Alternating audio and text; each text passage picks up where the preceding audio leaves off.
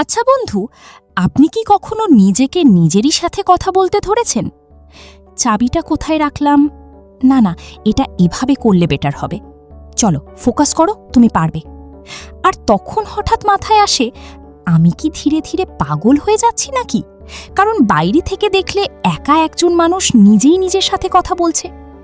দেখুন, সাইকোলজি বলছে এটা পাগলামি না, এটা কোনো মেন্টাল প্রবলেমও না, বরং এটা আপনার ব্রেনের একটা সাইন যে আপনার মাইন্ড অন্যদের থেকে একটু আলাদাভাবেই কাজ করে।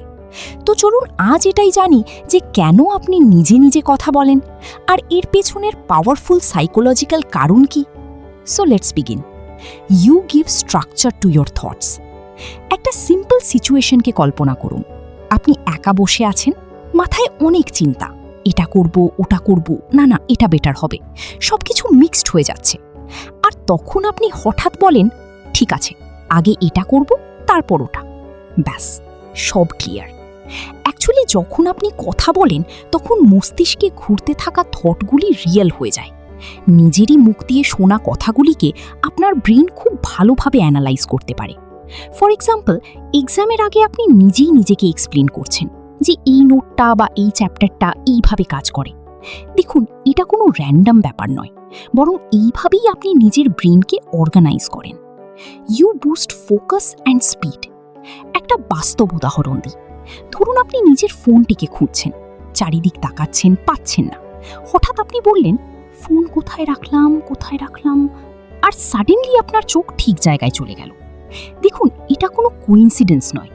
সাইকোলজি বলে আপনি যখন কোনো জিনিসের নাম বলেন তখন আপনার ব্রেন সেই জিনিসটিকে ভিজুয়ালাইজ করে, যার ফলে ডিস্ট্র্যাকশনস ফিল্টার হয়ে যায় এবং ফোকাস অনেকটা শার্প হয়ে যায়। সোজা ভাষায় যদি বলি তো লিটারেলি আপনি নিজের ব্রেনকে একটি সার্চ ইঞ্জিনের মতো ইউজ করেন। You regulate your emotions. এবার আসি আপনার ইমোশনাল দিকে। ধরুন আপনি স্ট্রেসে আছেন, খুব নার্ভাস লাগছে, অ্যাংজাইটি হচ্ছে, তখন আপনি নিজেকে বলেন, কাম ডাউন, তুমি পারবে, রিল্যাক্স, সব ঠিক হয়ে যাবে।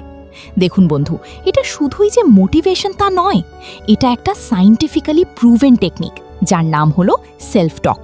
ফর এক্সাম্পল, ধরুন এক্সাম হলে আপনি নার্ভাস হয়ে পড়েছেন, আপনি নিজেকে বললেন, চলো ফোকাস করো, আর চমৎকারভাবে আপনি ইনস্ট্যান্টলি নিজের উপর কিছুটা নিয়ন্ত্রণ পেয়েও গেলেন, আর আপনার নার্ভাসনেসও অনেকটা কমে গেল। আসলে এই ধরনের পরিস্থিতিতে আপনি নিজেই নিজের কোচ হয়ে যান। You strengthen your memory.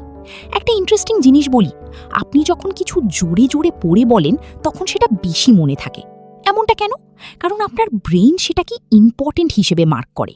Brain ভাবে যদি ইম্পর্টেন্ট নাই হতো তাহলে তো জোরে জোরে বলতো না।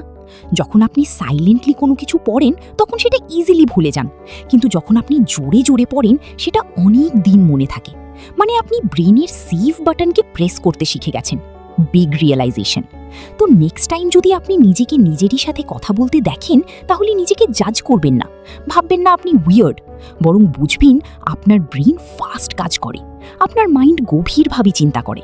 আর সবচেয়ে ইম্পর্টেন্ট কথা, আপনি পাগল না, আপনি ব্রোকেন না। আপনি তো বেশ নিজেকে নিজের সাথে কানেক্ট করতে পারেন, আপনি নিজের মাইন্ডকে গাইড করতে পারেন। অনেক মানুষ যেখানে নিজের ভাবনায় একেবারে হারিয়ে যায়, আপনি সেখানে নিজের সাথে কথা বলে সঠিক ডাইরেকশন খুঁজে নেন। এটা দুর্বলতা নয়, বরং এটা একটা বিরল সুপার পাওয়ার।